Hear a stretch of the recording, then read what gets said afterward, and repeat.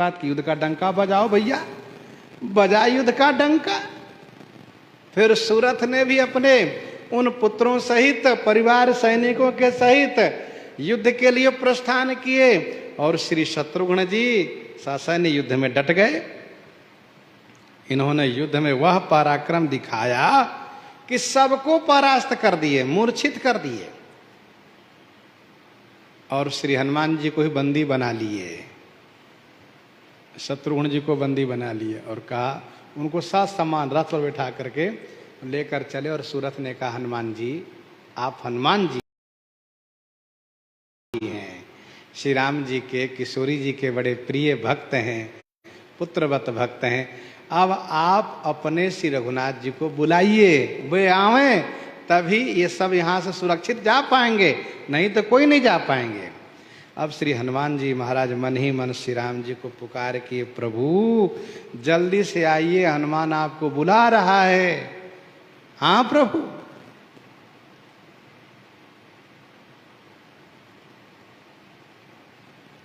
हनुमान जी महाराज की प्रार्थना पर श्री राम जी तुरंत पुष्पक विमान पर आरूढ़ होकर पहुंचे हैं। जैसे श्री राम जी पहुंचे, श्री राम जी की कृपा से सभी मूर्छित लोग सचेत हो गए, सबका बंधन छूट गया। सूरथ ने प्रणाम किया, श्री राम जी उठाकर हृदय से लगाए, उनकी भूरी भूरी प्रशंसा किए और श्री राम जी की कृपा से सूरथ के सभी प्रजाजनों ने, कुटुंबियों ने श्री राम जी को दर्शन किया। सूरथ अपने आप को धन्य मानने लगे, प्रसन्न होकर के साथ सम्मान विदा किए। यह है श्री राम भक्त सूरथ। और दूसरा है सूरथ सुधनवा, भगवान श्री कृष्ण का भक्त सूरथ। चंपकपुरी नरेश, चंपकपुरी नरेश महाराजा श्री हंसध्वज के 5 पुत्रों में से 2 पुत्र है सूरथ सुधनवा। जैमिनी भारत में इनकी कथा बहुत सरस गाई गई है, बहुत विस्तार से।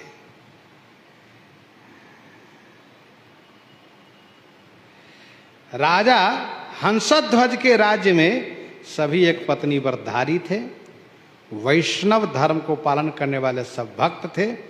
राजा की घोषणा थी, जो भी धर्म मर्यादा को पालन करने में समर्थ न हो, कृपया राज्य को छोड़कर कहीं अन्यत्र चले जाएं, अन्यथा दंड के भाजन बनेंगे। तो राजा के भय से सब लोग भक्ति प्रधान जीवन जीते थे, सब भगवान के भक्त थे, आनंद ही आनंद था। राजा हंसध्वज ने उपरोहित बनाया था किनको? श्री शंख और लिखित नाम के दोनों श्रेष्ठ ऋषि को।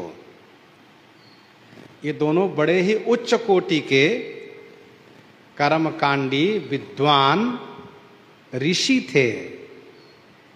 इनके बारे में बड़ी प्रसिद्धि है कि दोनों तपस्या कर रहे थे जंगल में। दोनों तपस्या कर रहे थे जंगल में। एक दिन लिखित अपने भाई शंख से मिलने के लिए गए। देखो भाई, तपस्या अकेले की जाती है, 2 4 10 लोगों के बीच में नहीं। कहूँ कहूँ सरिता तीर उदासी, बसहि ज्ञानरत मुनि सन्यासी, विविक्तवासी न सदा। तो तपस्या कर रहे थे। तो एक दिन की बात है, लिखित शंख के आश्रम पर गए। शंख कहीं बाहर गए थे, वहां थे नहीं आश्रम पर। तो इनको भूख लगी थी, और भूख लगी थी तो आश्रम में जो बगीचे थे उनमें से सुंदर सुंदर फल लेकर के, बढ़िया आम तोड़ लिए, बढ़िया संतरा तोड़ लिए, बढ़िया सेब तोड़ लिए, बढ़िया अंगूर तोड़ लिए और बढ़िया बढ़िया फल लेकर के और बैठ करके पाना शुरू किए। इसी बीच शंख आए। उठ करके इन्होंने वंदन प्रणाम किया। शंख ने कहा, लिखित ठीक हो? कहाँ भैया, बहुत आनंद है। तो पूछा, ये बताओ फल कहाँ से लाए? कहा, भैया ये आपके बगीचे का फल है। तो लिखित ने कहा, तुमने पूछ करके उतारा? कहा, नहीं, हमने सोचा हमारे भैया का बगिया है, तुम पूछने क्या बात है? कहा, नहीं, ये गलत बात है, ये धर्म विरुद्ध है। तुमने पूछा नहीं, इसलिए तुमसे अपराध हुआ। अब तुम जाओ राजा के पास, उनसे ये कहो कि हमसे अपराध हुआ है, हमको दंड दे, क्योंकि दंड देने का अधिकार राजा को दिया है भगवान ने। जाओ राजा के पास। अब हम लोग हो तो चिढ़ जाए, नाराज हो जाएं, लेकिन बाहरे धर्मज्ञ श्रुतज्ञ शंख ने लिखित ने जाकर के राजा सुद्युम्न को कहा, महाराज मुझसे अपराध हो गया है, मैंने बिना पूछे अपने भैया के बगिए से फल तोड़ करके खाया है। ये नियम है कि पूछना चाहिए। चहु दिशि चितई पूछी मालीगन, लगे लेन दन दल फूल मुदित मन। रावण ने यही प्रश्न हनुमान जी से पूछा कि तुम फल कैसे, किसकी आज्ञा से खाए हो? तो हनुमान जी महाराज ने कहा, मुझे जिनसे आज्ञा लेनी चाहिए थे मैंने आज्ञा ले लिया है। ये भूमि की संपदा है और पृथ्वी पुत्री श्री किशोरी जी से मैंने अनुमति ले ली है, उनसे आज्ञा लेकर के फल खाया मैंने। रघुपति चरण हृदय धरि तात मधुर फल खाऊं, खायो फल प्रभु लागी भूखा, कपि स्वभाव तो तोड़ो रूखा। रावण ने कहा, तुमने वृक्षों क्यों तोड़ा? कहा, तो बानर का स्वभाव है। कैसा स्वभाव क्यों लिए घूमते हो? तो हनुमान जी ने कहा, जाओ अपने दादा से पूछ लो, परदादा से, कि बानर को ऐसा स्वभाव क्यों दिए हैं। कभी स्वभाव तो तोड़े रूखा। तो कहने का भाव ये है कि ऐसा नहीं, धर्म कहता है अपने सगे की वस्तु भी लेनी हो तो पूछ करके बता करके, ये वस्तु हम ले रहे हैं।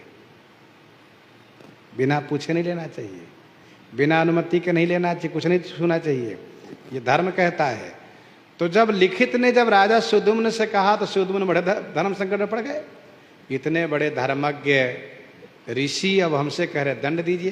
तो राजा सुद्युम्न ने कहा, महाराज लिखित, यदि दंड देने का अधिकार मुझे दिया है भगवान ने, तो क्षमा करने का भी अधिकार भगवान ने दिया है। मैं आपको क्षमा करता हूं, आप जाइए।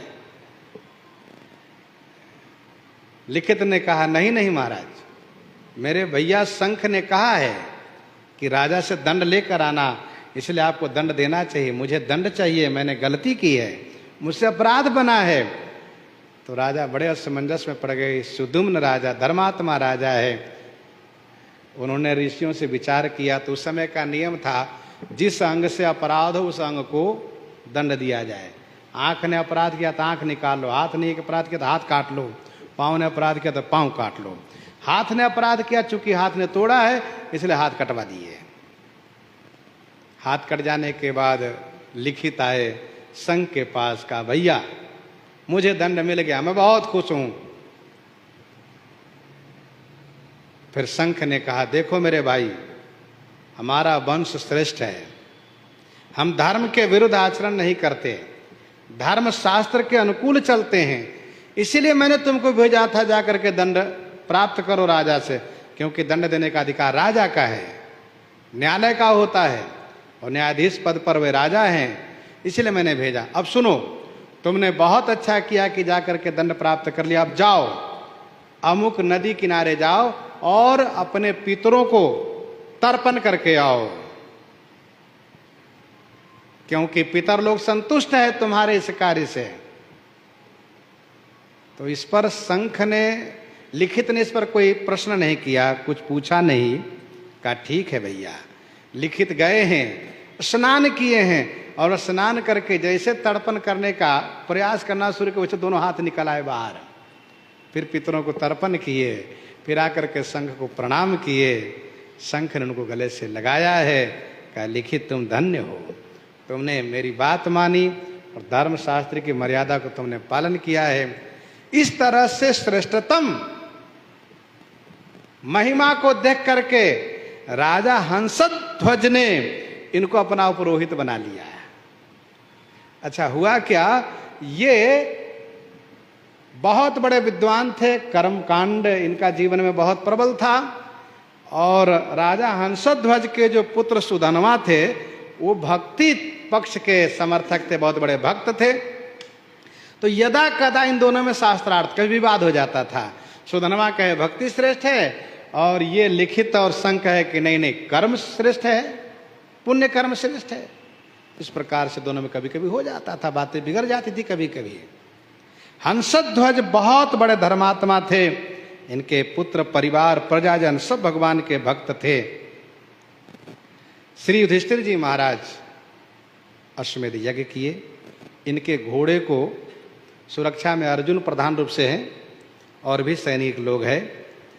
अब ये घोड़ा जैसे ही चंपकपुरी पहुंचा है, वाह, हंसध्वज ने घोषणा कर दिया कि इसी बहाने से मैं नर अवतार अर्जुन और नारायण अवतार भगवान श्री कृष्ण का दर्शन करूंगा। इसलिए घोषणा कर दिया कि घोड़े को पकड़ लो। घोड़े को पकड़ लिया। अर्जुन के मांग करने पर घोड़ा दिया नहीं, युद्ध का डंका बजा। हंसध्वज ने जो भी कार्य करते हैं वे शंख और लिखित के निर्देशन में करते हैं, क्योंकि न्याय का विभाग इन्हीं को सौंपा है। धर्म क्षेत्र के न्याय का अधिकार लिखित और शंख को दिया है, क्योंकि बहुत बड़े प्रभावशाली दोनों महात्मा है, दोनों ऋषि है। तो लिखित और हंस ने एक नियम बनाया कि युद्ध क्षेत्र में जाने से जो कदराएगा उसको खौलते हुए तेल की कड़ाही में डुबो दिया जाएगा। राजा हंसध्वज ने यही किया। डंका बजा, राजा हंसध्वज के जितने सगे हो, परिवार हो, सभी कुटुंबी, सभी सैनिक युद्ध के लिए चल पड़े हैं। हुआ यह, सुधनवा पूजा पाठ करके माँ से आशीर्वाद लेने गए। माता ने आशीर्वाद दिया। वहाँ से चले हैं तो बहन मिल गई रास्ते में, उन्होंने आरती किया, आशीर्वाद दिया, मंगल कामना किया। क्योंकि सुधनवा ने कहा कि ये मैं भगवान श्री कृष्ण के पार्थ अर्जुन से लड़ने जा रहा हूँ, आशीर्वाद दीजिए मैं विजयी बन के आऊँ। कहा बिल्कुल ऐसा ही होगा, तथास्तु। अब जब चले हैं तो पत्नी से मिलने गए, तो पत्नी ने इनको आरती किया और बड़ा सम्मान किया। लेकिन पत्नी ने एक प्रस्ताव रखा, आप जा रहे हैं युद्ध में, मेरी मंगल कामना है आपके साथ, लेकिन एक आपसे निवेदन भी है कि आप युद्ध में जा रहे हैं, ये कोई जरूरी नहीं कि युद्ध में जा करके आप सकुशल लौट ही आवें। इन्होंने कहा नहीं नहीं, मैं अभी जा रहा हूं और उन सबको बंदी बना के चला आऊंगा, तुरंत वापस आऊंगा, 5 बांध से सबको बांध करके सबको समेट कर आ जाऊंगा। तो पत्नी ने कहा नहीं नहीं, ऐसा नहीं समझना चाहिए, इसलिए आपसे मेरी प्रार्थना है, वंश रक्षा हेतु मुझे एक पुत्र चाहिए, बाकी आपकी इच्छा। जब उसकी पत्नी ने बार बार कहा तो इन्होंने कहा ठीक है। तो पत्नी से मिले हैं, इसके बाद स्नान आदि किए हैं, प्राणायाम करके जब युद्ध के लिए चले हैं तो चलने में इनको देरी हो गई। उधर हंसध्वज को लिखित ने कहा, शंख ने कहा, सब तो आए लेकिन आपका बेटा सुधनवा नहीं आया, ये गलत हुआ। तो तुरंत हंसध्वज ने सेनापति को भेजा कि देखो क्या कर रहा सुधनवा। तब तक सुधनवा रथारूढ़ होकर के और तुरंत पिता के सामने उपस्थित हो गए। प्रणाम किया, लेकिन पिता बड़े नाराज है। लिखित और शंख से पूछा क्या करना चाहिए, तो लिखित शंख ने ये कहा, इन्होंने नियम का खिलाफ किया है, नियम को उल्लंघन किया है, इसलिए इनको खौलते हुए तेल में आप डाल दीजिए, पुत्र मोह मत कीजिए महाराज। हंसध्वज का आदेश, हंसध्वज को आदेश प्राप्त हुआ। लिखित और शंख ने कहा यदि आप पुत्र मोह करेंगे तो मैं आपके राज्य में नहीं रहूंगा, मैं चला जाऊंगा, इसलिए आप सुधनवा को खौलते तेल में डाल दीजिए। इसका कारण यह था कि सुधनवा भक्ति का पक्ष रखते थे और शंख और लिखित कर्म का पक्ष रखते थे, दोनों में अक्सर विवाद हो जाया करता था। मौका यही है, इसलिए सोचा इनको समाप्त करवा दो। देखो भाई, विद्वता अपनी जगह है, लेकिन कहीं कहीं बड़े बड़े में भी ईर्ष्या आ जाती है, तो भक्ति पक्ष उनको अच्छा लगता नहीं था। अब इधर हंसध्वज ने सुधनवा को खौलते हुए तेल में डाल देने के लिए मंत्री को आदेश किया और स्वयं गए गुरु जी को मनाने, पुरोहित जी को, शंख और लिखित को मनाने चले गए। इधर जब मंत्री ने कहा कि आपके लिए आदेश है तो पालन तो करना पड़ेगा, कहा ठीक है। सुधनवा ने बड़ी प्रार्थना किया है भगवान से और कहा, प्रभु मरना तो एक दिन सुनिश्चित है, मैं खौलते हुए तेल में जल करके मर जाऊं, मुझे इसका दुख नहीं है।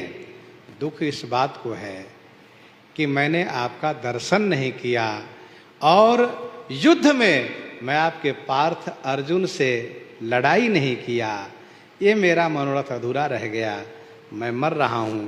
प्रभु एक मौका दीजिए, जैसे आपने प्रहलाद जी को उस अग्नि की आवाज से, सियाराम उस अग्नि से बचाया था, उसी प्रकार से आप भी मेरी रक्षा कीजिए, मेरे मनोरथ को पूरा कीजिए। बड़ी प्रार्थना जब सुधनवा ने किया, सुधनवा के प्रार्थना उपरांत इसके बाद मंत्रियों के आदेश से उनके खोलते कड़ाह तेल के कड़ाह में डाला गया है। तो वहां बड़े प्रसन्नता के साथ वहां बैठे हैं। सुधनवा वहां बैठ गए खूब आराम से, उनको लगा कि बिल्कुल हम जल में बैठे हैं, आनंद कर रहे हैं और तेल उबल रहा है। इसके बाद बड़ा चमत्कार हुआ, मंत्री ने महाराज को सूचित किया, महाराज हंसध्वज आए और फिर वहीं लिखित शंख और पुरोहित जी आए, दोनों आए।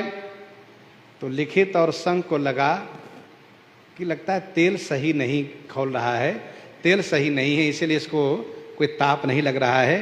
तो उन्होंने क्या किया, एक नारियल उस कड़ाही में डाल दिया, खौलते हुए तेल में जैसे नारियल डाला वैसे नारियल दो भाग में चट से फटा और एक लिखित और एक शंख के खोपड़ी में जाकर फट से लगा। बेचारे मस्तक पर कर बैठ गए। ये तो अच्छा हुआ आंख नहीं फूटी, बच गया, खोपड़ी फट कर, खोपड़ी में चोट लग करके।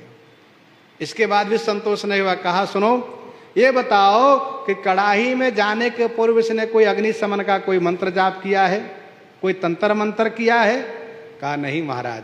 हाँ इतना जरूर है, भगवान का नाम ले रहे थे, हे गोविंद हे मुरारी, इस प्रकार से भगवान का नाम ले रहे थे, श्री कृष्ण गोविंद हरे मुरारे, हे नाथ नारायण वासुदेवा, भगवान का नाम ले रहे थे। अच्छा,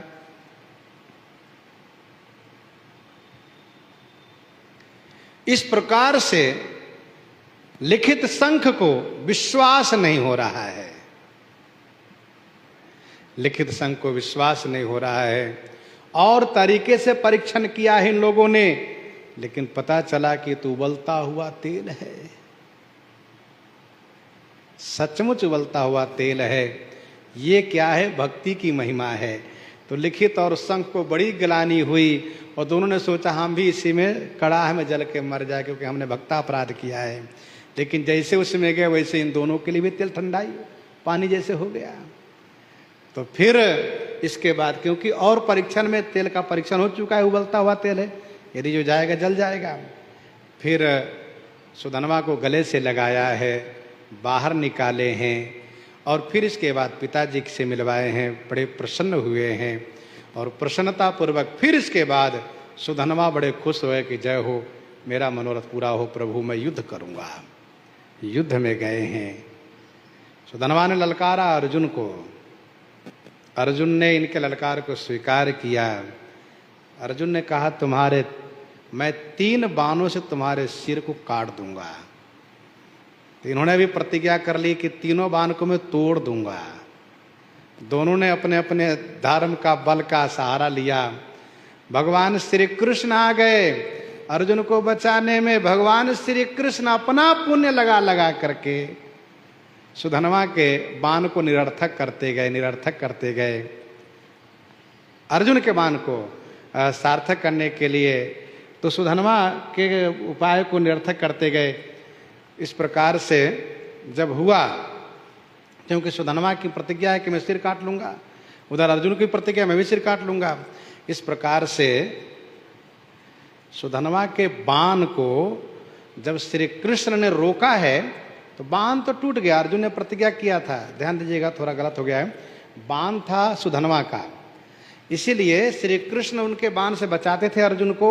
और जब अर्जुन को बचाते थे तो अंतिम तीसरे बाण को जब उसने चलाया सुधनवा ने, तो श्री अर्जुन के प्रभाव से बाण तो टूट गया, बाण तो खंडित हो गया, लेकिन अर्जुन का भी प्रण है, इसीलिए अर्जुन के प्रण के अनुसार खंडित बाण से सुधनवा का गला कट गया, गला कट गया और उस सिर आकर श्री कृष्ण के चरण में गिरा। श्री कृष्ण दोनों हाथ में उठा लिए और हाथ में उठा करके बड़े प्रसन्न हुए, वाह रे सुधनवा, आनंदित हुए। और इसके बाद वह सिर भगवान श्री कृष्ण भगवान शंकर के पास फेंक दिए। भगवान शंकर ने उनको माला में बना करके पिरो लिया। तो ये कथा है कि भगवान शंकर के गले में जो मुंड माला है वो सुधनवा के सिर की माला है, ये भी बात कही जाती है। इस घटनाक्रम के बाद जो सूरत, सुधनवा के भैया सूरत नाराज हो गए, आ गए युद्ध में। कहा सुनिए, अर्जुन से कहा और श्री कृष्ण से कहा, श्री कृष्ण से कहा सुनिए प्रभु, आपने गलत किया कि मेरे भाई को मरवा दिया, लेकिन अब आप देखिए कब तक बचाइएगा अर्जुन को। अब मैं नहीं बचने दूंगा, मैं मार डालूंगा इसको। बड़ा भयानक युद्ध हुआ और उस युद्ध में भी प्रतिज्ञा की गई। इसके बाद अर्जुन के द्वारा सूरत का भी सिर छेदन हुआ और उसका सिर जब छेदन हुआ तो वो भी भगवान श्री कृष्ण के चरण में गिरा। भगवान श्री कृष्ण ने उस सिर को तीर्थराज प्रयाग में छुड़वाया। कहा इस सिर से तीर्थराज प्रयाग भी पावन हो जाएगा। एक दोहा बहुत प्रसिद्ध है, सूरत शीस गरुड़ ही दियो। सूरत के सिर को गरुड़ जी को दिया भगवान श्री कृष्ण ने। कहा तीर्थराज प्रयाग में जाकर छोड़ दीजिए, पावन हो जाएगा तीर्थराज। सूरत शीस गरुड़ ही दियो, फेंको जाए प्रयाग, शिव निज माला में धर्यो, जानी वीर बड़ भाग, जानी वीर बड़ भाग। सूरत सुधनवाजू को जो सो दोष के करत मरे, शंख यो लिखित विप्र भयो मैलो मन को। ये शंख लिखित भयो मैलो मन को, ये मन के मैला थे। स्वामी प्रियादास जी स्पष्ट कह रहे हैं। और इन्हीं के साथ आज सीताराम सीताराम सीताराम सीताराम सीता